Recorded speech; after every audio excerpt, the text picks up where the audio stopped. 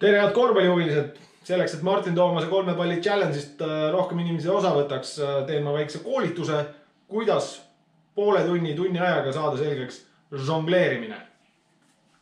Sedasi. Selleks on sul vaja kõigepealt palle. Kõige paremad pallid on tennispallid. Natuke raskemad pallid oleks paremad, aga alumine naaber kindlasti tänab teid tennispallide eest, sest nad kukuvad selle poole tunni või tunni aja jooksul kindlasti mitu korda maha. Alustas edasi. Võta kätte üks pall ja viska ühte palli ühest käest teise. Jälgi seda, et sa ei vaata oma käsi, vaid vaatad otse enda ette. Esimene liigutus. Väga lihtne. Seejärel võtad teise palli mängu ja teed sellist harjutust. 1-2.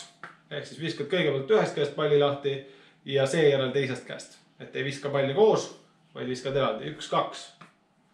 Siin on terve pool sekundit vahet, enne kui ma teise palli kinni püüan.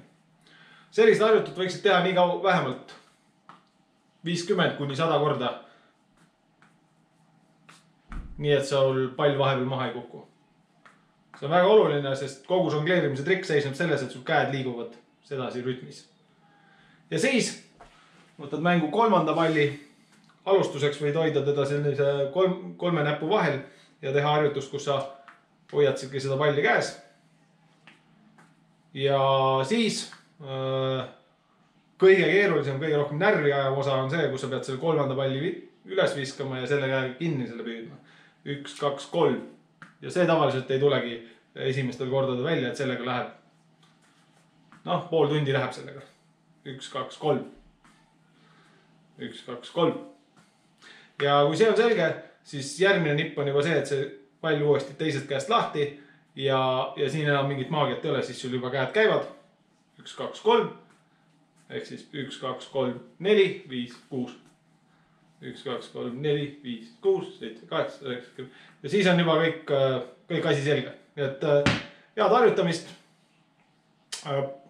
Tehke üks pool tundi, tund aega trenni. Algus läheb päris palju närvilakke läheb kindlasti ära. Aga kui selge on, siis sa võid võtta kätte korvpallid ja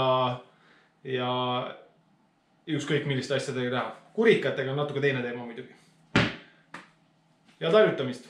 Kodus nii muud teha ei ole. Tegelege lastega ka.